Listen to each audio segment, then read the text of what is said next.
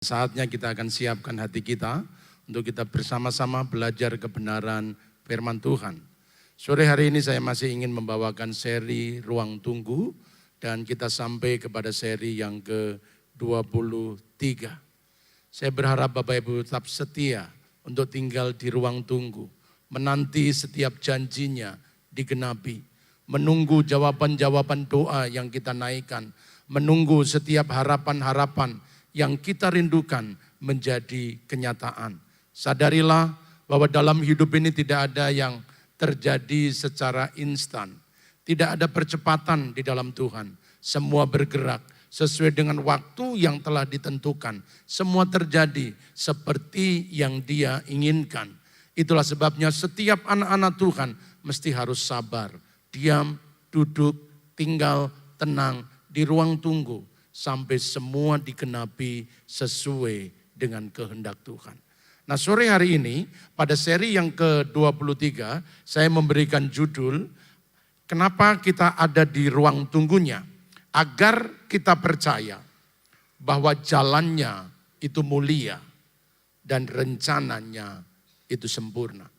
Sekali lagi bahwa inilah alasan kenapa Tuhan membiarkan kita menanti. Kenapa Tuhan mengizinkan kita menunggu.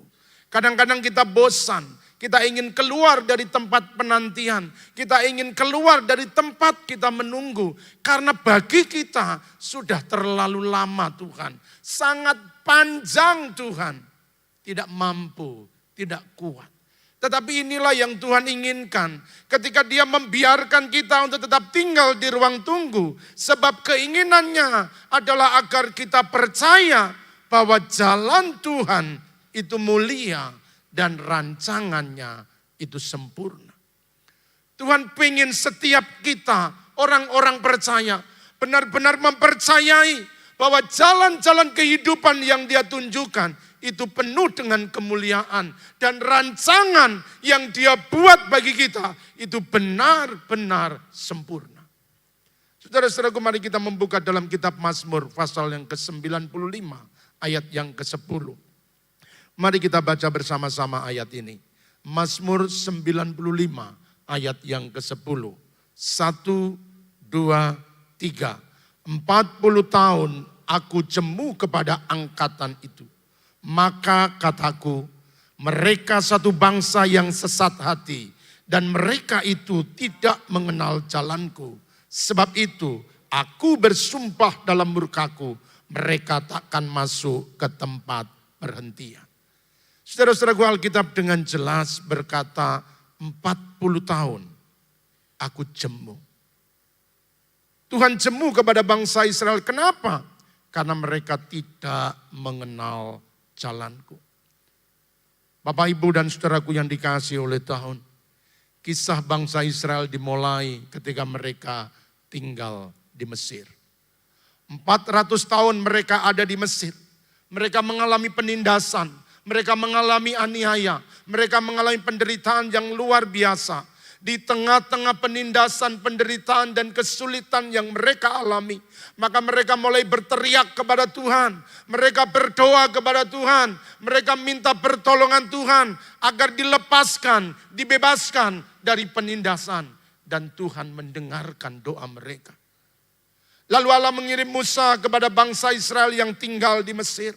Maka oleh Musa Tuhan memberikan sebuah janji bahwa Tuhan akan membawa mereka keluar dari Mesir menuju satu tempat yang penuh dengan kebahagiaan. Tempat yang berlimpah susu dan madunya, yaitu tanah Kanaan.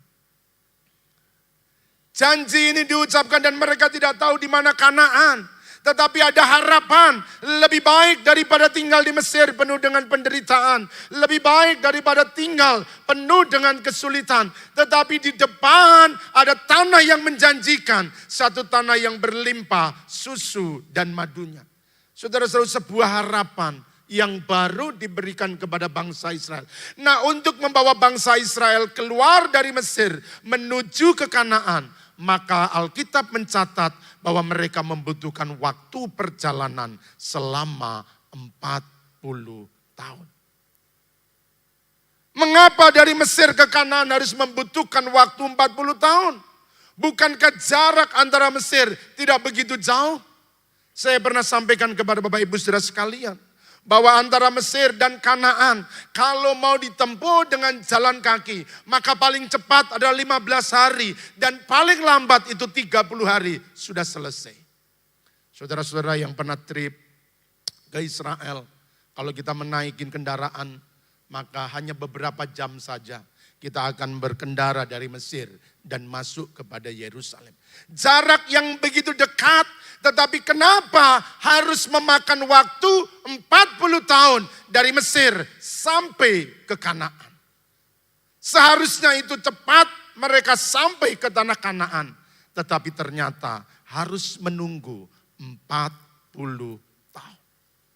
Alasannya adalah ayat yang sudah kita baca.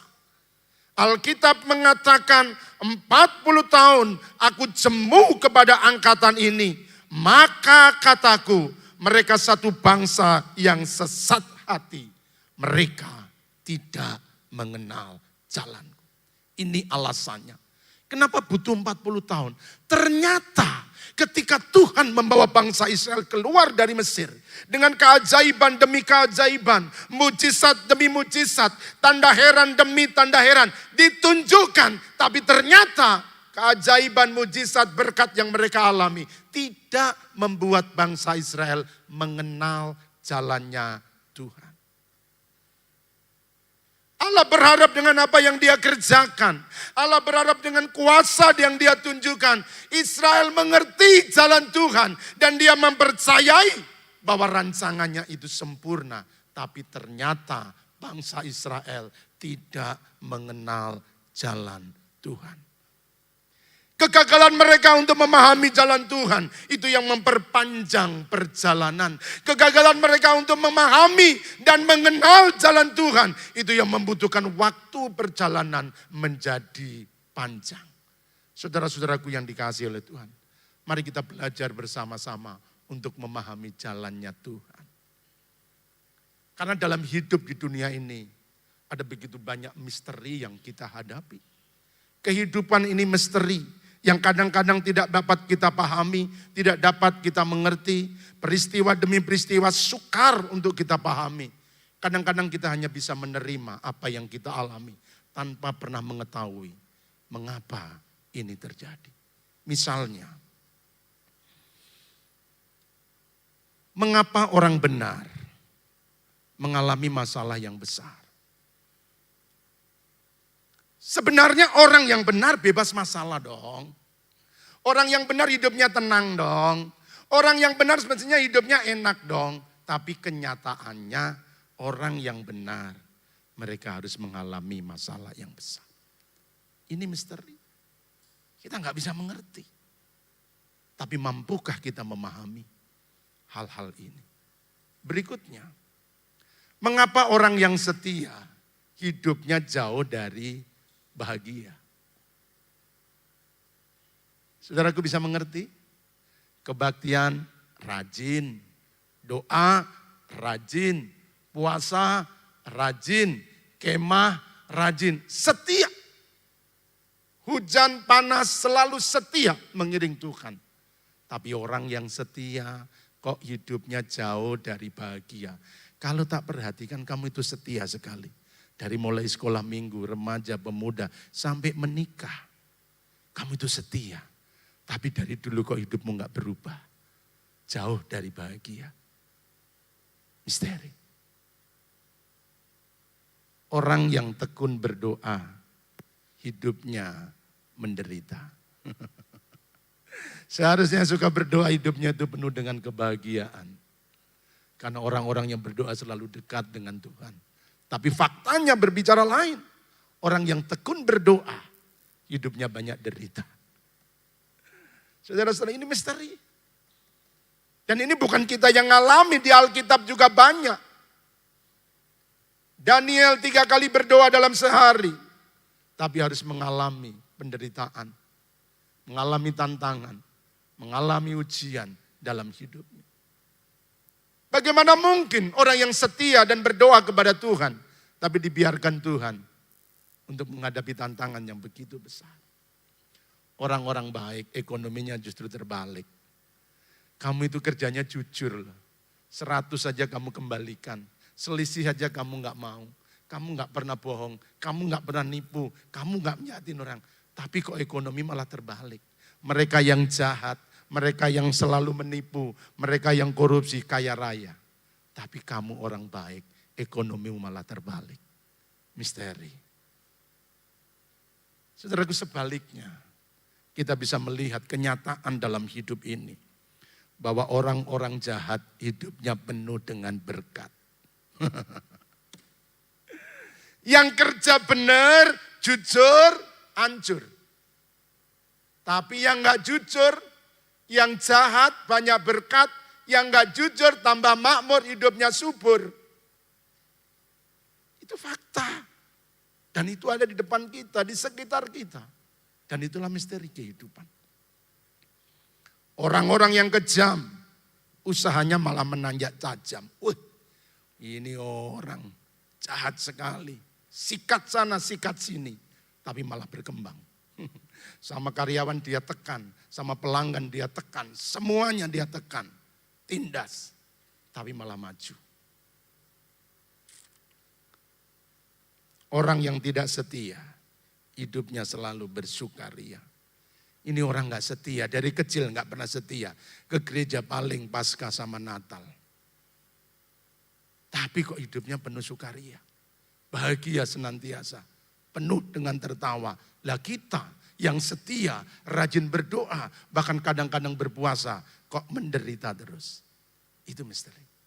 Nah, saudaraku, menghadapi misteri-misteri kehidupan seperti inilah, maka penting bagi kita untuk memahami dan percaya bahwa jalan Tuhan itu mulia dan rancangannya itu sempurna. Sehingga kita tidak sukar apapun pengalaman hidup yang kita alami. Mau senang, mau susah, kita punya pengalaman-pengalaman dan pemahaman yang benar bahwa kita percaya jalan Tuhan itu mulia dan rancangannya itu sempurna. Apapun pengalaman, apapun kondisi, apapun situasi yang kita hadapi. Itulah sebabnya sore hari ini saya ingin mengajak kepada Bapak Ibu saudara sekalian. Mari kita benar-benar untuk memahami dan meyakini bahwa jalan Tuhan itu mulia. Meski banyak penderitaan yang kita alami, banyak kesusahan yang kita alami, tapi mampukah kita mempercayai bahwa ini jalan kebenaran yang akan mengantar kita kepada kemuliaan, bahkan akan mengantar kita kepada keselamatan. Dan di tengah-tengah bagi tantangan yang kita hadapi, di tengah-tengah kesulitan yang kita alami, kita selalu mempercayai bahwa rancangannya itu sempurna buat anak-anaknya. Saudaraku yang dikasihi oleh Tuhan. Mengapa kita harus percaya bahwa jalan Tuhan itu mulia?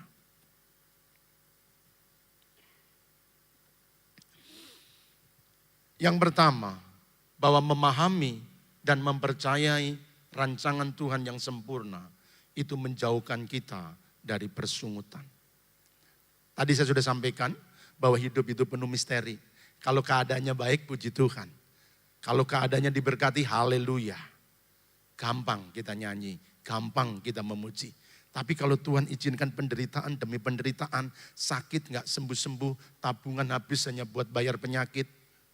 Kesulitan demi kesulitan kita alami. Sementara yang lain, mereka yang jauh dari Tuhan, mereka yang hidup semaunya sendiri, mereka yang gak kenal Tuhan, mereka yang hidup seenaknya saja, hidupnya penuh bahagia.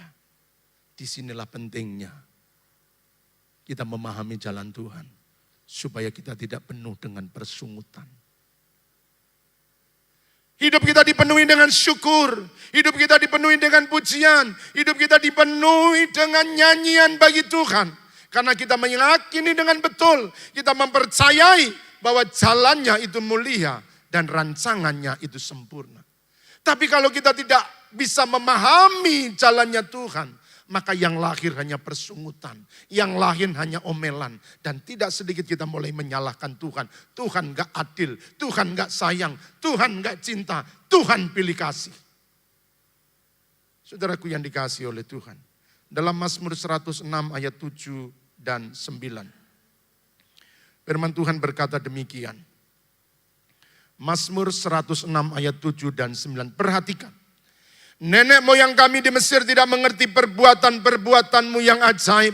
Tidak ingat besarnya kasih setiamu. Tetapi mereka memberontak terhadap yang maha tinggi di tepi laut Tebrau. Namun diselamatkannya mereka oleh karena namanya. Untuk memperkenalkan keperkasaannya, dihardiknya laut Tebrau. Sehingga kering di bawahnya mereka berjalan melalui samudera raya. Seperti melalui padang gurun. Alkitab dengan jelas bahwa bangsa Israel tidak mengerti perbuatanmu.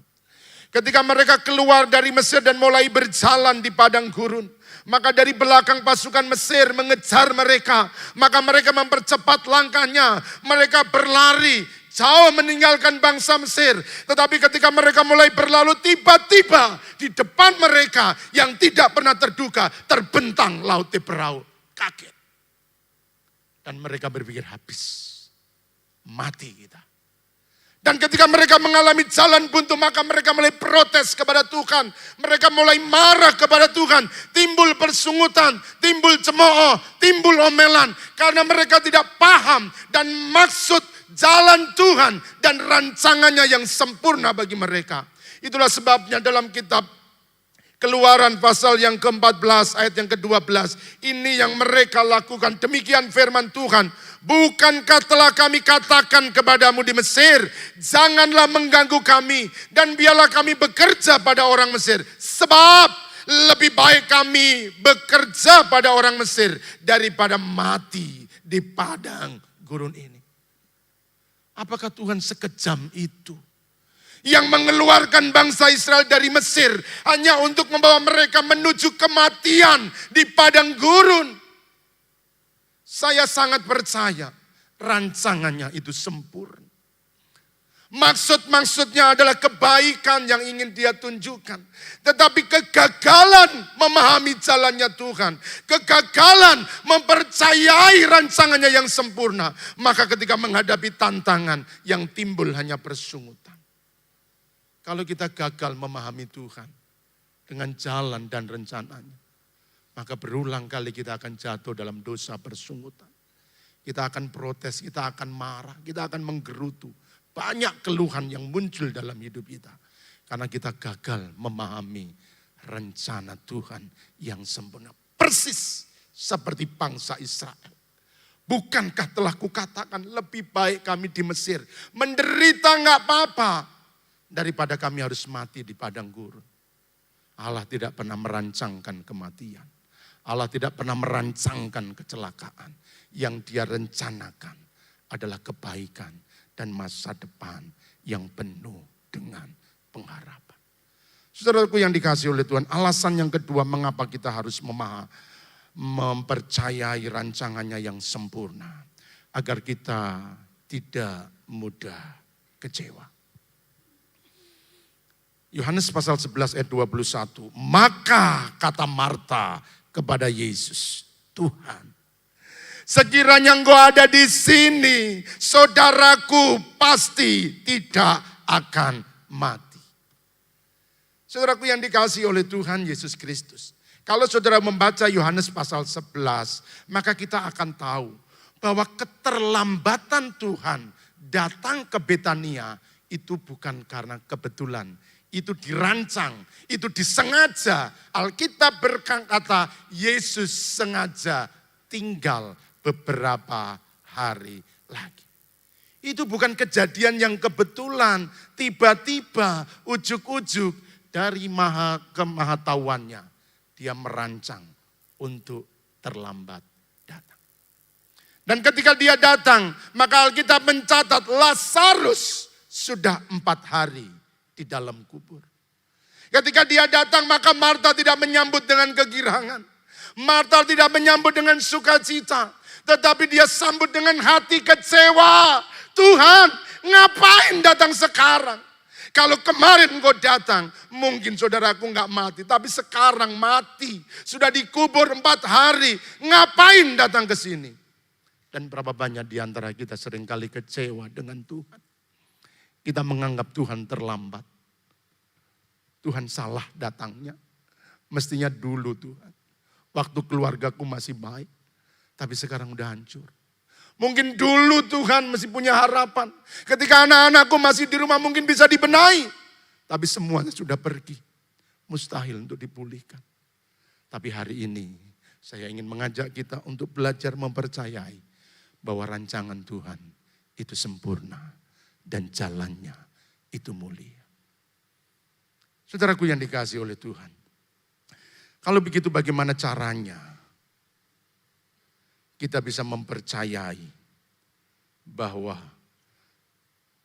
jalan Tuhan itu mulia dan rencananya itu sempurna. Nah, pada bagian ini saya ingin mengajak Bapak Ibu, tidak sekedar kita mendengarkan, tapi mari engkau resapi, engkau mengerti, engkau pahami dan simpan di dalam hati. Bagaimana kita mempercayai jalan Tuhan itu mulia dan rancangannya itu sempurna. Yang pertama, jangan hanya mengenali Tuhan dari perbuatannya, tetapi pahami Tuhan dari maksud-maksudnya. Sekali lagi, jangan hanya mengenali Tuhan dari perbuatannya, tetapi pahami Tuhan dari maksud-maksudnya. Mazmur 103 ayat yang ke-7, firman Tuhan berkata demikian. Ia telah memperkenalkan jalan-jalannya kepada Musa, perbuatan-perbuatannya kepada orang Israel. Sudah perhatikan, dua hal yang berbeda. Kepada Musa Tuhan menunjukkan jalan-jalannya, tetapi kepada bangsa Israel Tuhan hanya menunjukkan perbuatan-perbuatannya. Perhatikan, jangan menilai Tuhan hanya karena berdasarkan apa yang kita alami atau situasi yang terjadi. Tetapi nilailah Tuhan berdasarkan maksud dan rencananya yang tersembunyi.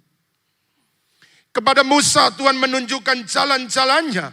Tetapi kepada bangsa Israel Tuhan menunjukkan perbuatan-perbuatannya. Apa artinya? Artinya bahwa bangsa Israel hanya mengenal perbuatan-perbuatan Tuhan, tetapi Musa mengenal jalannya.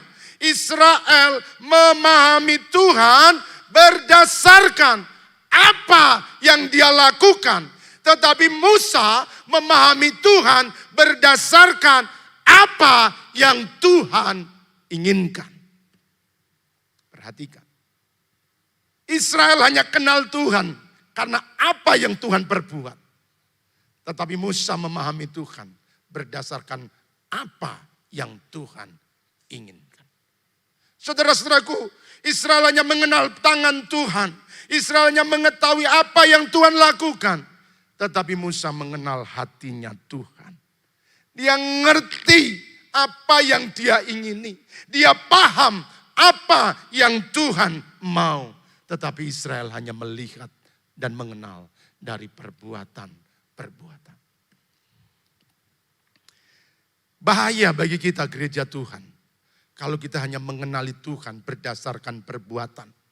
Tetapi kita tidak pernah mengenali Tuhan dari jalan-jalannya. Kita hanya mengenal dari apa yang dia lakukan. Tetapi kita tidak pernah mengerti apa yang dia maksudkan. Apa yang dia inginkan. Kenapa? Karena kita hanya akan menilai Tuhan berdasarkan apa yang kita alami. Apa yang terjadi. Apa yang Tuhan perbuat itu yang akan menjadikan dasar kita untuk menilai Tuhan. Contohnya, orang-orang yang hanya mengenali Tuhan berdasarkan perbuatan-perbuatannya, maka dia akan menilai Tuhan kalau keadaannya baik, maka Tuhan itu baik. Karena yang dikerjakan hanya kebaikan. Maka kita tahu Tuhan itu baik. Kok bisa aku diberkati? Kok bisa hidupku sehat? Kok bisa keluargaku damai? Maka Tuhan baik. Tapi sebaliknya, kalau keadaannya buruk, maka kita pikir Tuhan sedang memberi kutuk. Tuhan gak baik. Tuhan lagi mengutuk. Kok bisa? Ya aku nih susah. Rugi, gagal, hilangan, dan macam-macam. Itu karena kita menilai berdasarkan perbuatan-perbuatannya, apa yang dia lakukan. Berikutnya, kalau diberkati, maka kita berpikir Tuhan menyayangi. Oh haleluya. Tuhan benar-benar sayang kepada saya. Kok tahu? Karena aku diberkati. Jualan laris, toko lancar, usaha lancar, semua diberkati. Tandanya Tuhan menyayangi. Tapi kalau yang datang musibah, kalau hidupnya jadi susah, maka kita pikir Tuhan marah. Kok kamu tahu kalau Tuhan marah? Ini Tuhan kasih musibah. Saudaraku yang dikasihi oleh Tuhan. Kalau kita setia, maka kita berkata Tuhan makin cinta. Tapi kalau kita tidak setia, kita berpikir Tuhan pasti murka.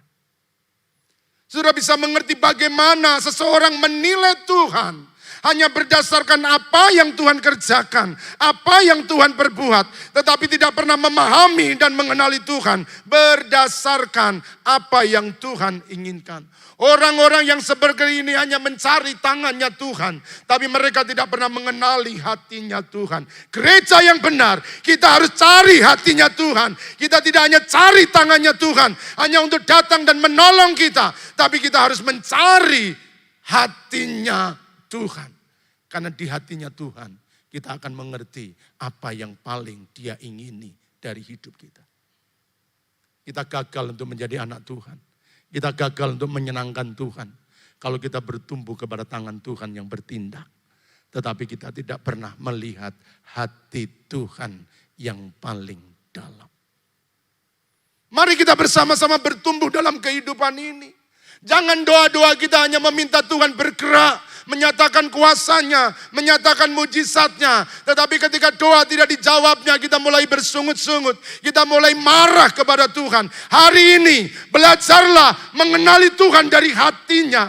Tuhan, apa yang Engkau ingini? Kenapa ini terjadi? Kenapa ada kegagalan? Kenapa ada sakit? Kenapa ada kesulitan? Kenapa ada penderitaan? Aku luaskan Engkau bekerja. Sebab aku percaya jalanmu mulia dan rancanganmu itu sempurna.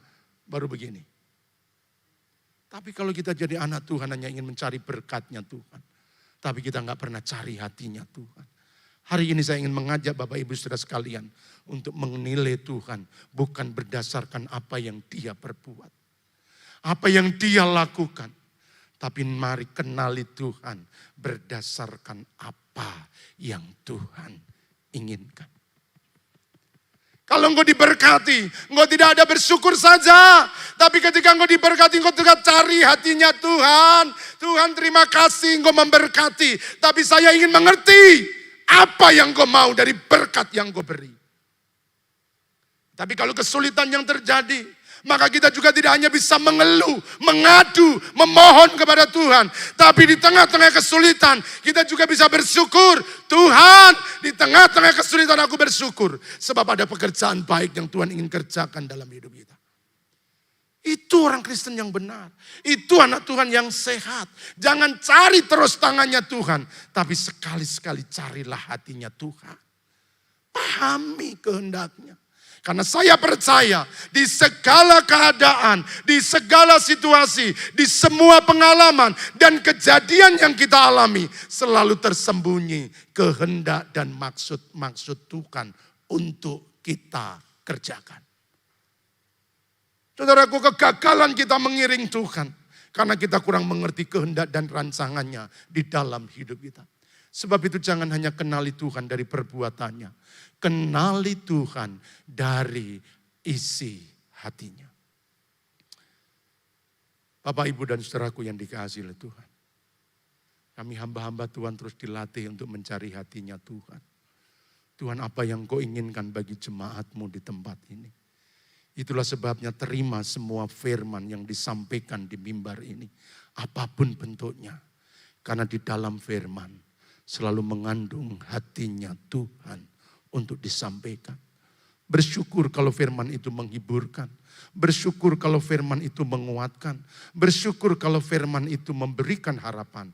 Tapi juga tetaplah bersyukur kalau firman itu adalah teguran.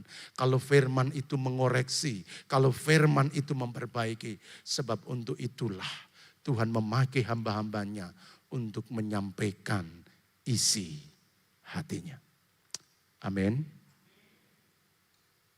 Yang kedua, masih ada satu ayat lagi. Kita akan lihat 1 Petrus 1 ayat 6 dan 7. Hal yang sama disampaikan oleh Petrus demikian. Bergembira akan hal itu. Hal apa? Sekalipun sekarang ini kamu seketika harus berduka cita oleh berbagai-bagai pencobaan. Siapa yang bahagia kalau menghadapi pencobaan? Boleh angkat tangan. Siapa yang senang kalau ngalamin ujian? Siapa yang bergembira kalau mengalami penderitaan? Siapa yang bahagia kalau dia ngalami sakit? Sakit, yes, puji Tuhan. Saya sakit, kesempatan bolos. Bukan. Tapi Petrus katakan bergembiralah karena akan hal itu sekalipun sekarang ini seketika kamu harus berduka cita berbagai-bagai pencobaan. Nah alasannya Petrus sampaikan, maksud semuanya itu ialah membuktikan kemurnian imanmu. Petrus mengajar kita untuk memahami Tuhan dari maksudnya. Kalau ada ujian, ada pencobaan yang terjadi, bergembiralah, bersyukurlah. Karena maksud semuanya itu ialah untuk membuktikan kemurnian imanmu. Kalau semua orang Kristen memandang maksudnya Tuhan, lalu di mana kesedihan? Kalau kita mengerti apa yang Tuhan ingini, lalu apa artinya penderitaan? Kita selalu bisa melihat, susah, yes, menderita, ya. Tapi kita tetap bahagia. Karena di tengah-tengah kesusahan dan penderitaan, ada maksud yang Tuhan ingin kerjakan.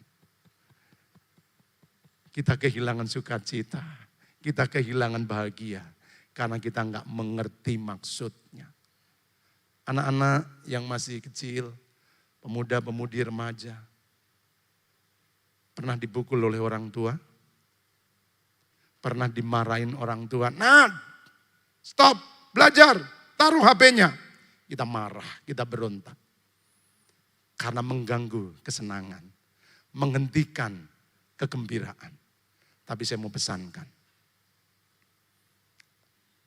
kalau orang tua melarang, kalau orang tua marahin, bahkan ketika orang tua memukulmu, jangan lihat apa yang dia lakukan, tapi kenali apa yang dia inginkan. Ada maksud baik yang orang tua mau kerjakan, tepat seperti Tuhan yang lakukan buat kita. Itulah sebabnya berbahagialah, bersyukurlah. Karena ada kebaikan-kebaikan yang Tuhan siapkan buat kita. Yang kedua, bagaimana kita bisa mempercayai jalan Tuhan dan rancangannya yang sempurna. Fokuslah pada tujuan dan bukan apa yang telah kita tinggalkan. Bilangan 11 ayat 56 berkata demikian.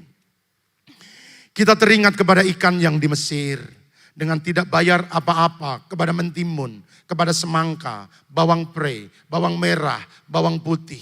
Tetapi sekarang kami kurus kering, tidak ada satupun kecuali mana ini saja yang kita lihat. Saudaraku, di Mesir mereka ditindas, mereka dianiaya, mereka kerja berat, mereka menderita. Dan Musa datang memberikan harapan. Ada tanah yang Tuhan sediakan. Ada tempat yang penuh dengan berkat. Tersedia susu dan madu berkelimpahan di sana. Yo pergi ke sana. Yo berjalan ke sana. Tetapi ketika mereka dalam perjalanan ada banyak tantangan. Ada banyak kesulitan. Ada banyak penderitaan. Maka pikiran mereka kembali mengingat apa yang ada di Mesir. Dan itulah sebabnya mereka gagal mengikuti jalannya Tuhan. Karena pikiran mereka selalu teringat apa yang mereka tinggalkan. Mereka tidak fokus kepada tujuan, kepada apa yang Tuhan janjikan di depan. Tapi mereka selalu teringat apa yang mereka tinggalkan. Kalau kita tidak pernah melihat tujuannya Tuhan, maka kita akan gagal untuk mempercayai bahwa ini jalannya mulia. Memang sulit, memang susah, memang penuh kesulitan dan penderitaan. Tapi kita bisa mempercayai bahwa di akhir jalan ada berkat yang Tuhan sediakan. Jangan jadi seperti orang Israel. Gagal mempercayai jalan Tuhan. Gagal mempercayai rancangannya yang sempurna. Karena pikirannya selalu tertuju di masa lalu. Saudaraku, tinggalkan masa lalu. Dan mulai maju di masa depan yang baru. Karena di sana Tuhan menuntun dan menyediakan berkat-berkat yang baru. Yang ketiga,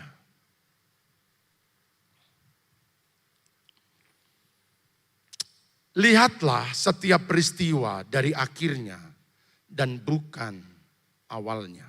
Sekali lagi, kalau kita pengen memahami jalan Tuhan dan mempercayai rancangannya itu sempurna, maka lihatlah setiap peristiwa yang terjadi dari akhirnya dan bukan dari awalnya. Mari kita melihat dalam kitab Kejadian 45 ayat yang kelima. Firman Tuhan berkata demikian. Tetapi sekarang janganlah bersusah hati dan janganlah menyesali diri. Karena kamu menjual aku ke Mesir, ke tempat ini. Sebab untuk memelihara kehidupanlah Allah menyuruh aku mendahului kamu. Saudara-saudaraku yang dikasihi oleh Tuhan, kita semua mengerti perjalanan hidup Yusuf. Jika Yusuf hanya melihat peristiwa-peristiwa yang dialami, Yusuf bisa kecewa dengan semua yang terjadi. Sebab janji yang diberi jauh dari pengalaman-pengalaman hidup yang dia alami. Janjinya adalah masa depan yang cerah. Tapi perjalanannya penuh dengan masalah. Dari rumah bapaknya dia dibenci oleh kakak-kakaknya. Lalu dibuang dan dimasukkan ke dalam sumur. Dari sumur yang kering diangkat, dijual kepada pedagang Midian. Dari orang Midian dijual ke Mesir kepada Potifar. Di rumah Potifar dia menjadi hamba. Dan ketika dia menjadi hamba dia difitnah. Lalu dimasukkan ke dalam penjara. Tidak ada pengalaman yang menyenangkan. Tidak ada kehidupan yang membahagiakan. Penderitaan demi penderitaan datang silih berganti. Kesusahan-kesusahan datang bertubi-tubi. Itu yang dialami. Lalu di mana kebahagiaan? Tapi Yusuf tidak melihat segala yang dia alami dari depan. Dia melihat dari belakang. Sehingga ketika dia berjumpa dengan kakak-kakaknya, maka dia berkata, jangan bersusah hati dan janganlah menyesali diri karena kamu menjual aku ke sini. Sebab untuk memelihara kehidupanlah Allah menyuruh aku mendahului kamu. Yusuf bisa paham, memang kau jual aku. Hidupku menjadi susah, hidupku menjadi menderita. Tapi justru karena itu, maka Tuhan mengutus aku mendahului kalian. Sehingga hari ini aku bisa memelihara kehidupan. Saudaraku yang dikasihi oleh Tuhan. Kalau kita menilai segala sesuatu dari depan, kita bisa kecewa dan gagal memahami jalan dan rancangan Tuhan. Kita hanya akan melihat kesulitan, kita hanya akan melihat tantangan, kita hanya melihat penderitaan, kita hanya melihat air mata, kehilangan, duka dan berbagai macam keadaan. Tapi belajarlah melihat dari belakang. Semua peristiwa, semua kejadian, semua pengalaman, segala sesuatu yang Tuhan izinkan terjadi, selalu menyediakan berkat-berkat yang Tuhan berikan. Apa yang membuat seorang atlet terus bertahan dalam latihan? Ketika mereka lelah, mereka terus berlatih. Bahkan ketika mereka gak mampu lagi, mereka terus dipacu untuk berlatih. Atlet tidak melihat dari depan, atlet itu melihat dari belakang. Bahwa di ujung garis finish perlombaan selalu ada hadiah yang disediakan. Dia hanya melihat hadiah yang akan dia terima. Dia hanya akan melihat kemuliaan yang akan dia terima. Dia akan melihat lomba-lomba itu dimenangkan. Itulah sebabnya dia tidak pernah mengeluh dengan beratnya latihan. Dia tidak pernah mengeluh dengan beratnya tantangan-tantangan yang dia hadapi. Saudara perhatikan gambar ini. Ada seorang ibu yang memeluk anaknya dengan penuh cinta. Saudaraku yang dikasihi Tuhan, banyak ibu-ibu yang hadir pada sore hari ini. Sebuah pertanyaan, apa yang menyebabkan seorang ibu tetap mencintai anaknya meskipun anaknya tidak sempurna? Ibu-ibu, apa yang menjadi alasan engkau tetap mencintai anak-anakmu meski anak-anak itu tidak sempurna.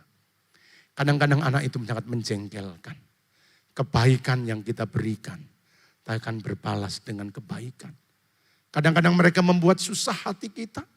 Nak, kamu dari kecil sudah dibesarkan oleh mama. Mama, papa banting tulang untuk kamu. Tetapi sekarang apa balasanmu? Engkau tidak menurut kepada mama. Engkau melawan mama, engkau melawan papa. Engkau berontak. Tetapi apakah kenakalan anak-anak membuat seorang ibu melepaskannya dari pelukan? Ibu tetap memeluk anak-anaknya. Sebab ibu selalu melihat dari belakang.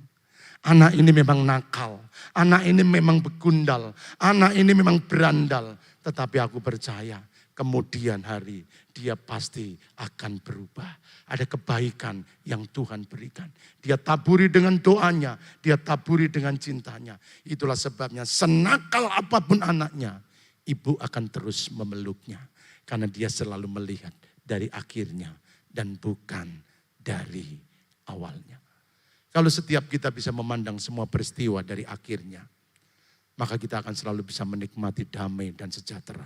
Sekalipun pengalaman-pengalaman yang kita alami tidak selalu menyenangkan. Saudaraku yang dikasihi oleh Tuhan, itulah sebabnya mari kita belajar mempercayai Tuhan. Bahwa jalannya itu mulia dan rancangannya itu sempurna. Yang keempat, percayalah kepada sifat dan karakter Allah yang tidak berubah. Saudaraku, mempercayai jalan Tuhan itu memang tidak gampang. Karena jalannya enggak selalu mulus. Kalau jalannya mulus, mudah percaya. Kita seperti lewat jalan tol panjang, jalannya tanpa hambatan. Kita percaya ini pasti jalan Tuhan. Kenapa? Menyenangkan, penuh sukacita, banyak berkat, penuh dengan tawa. Mudah, ini jalannya Tuhan.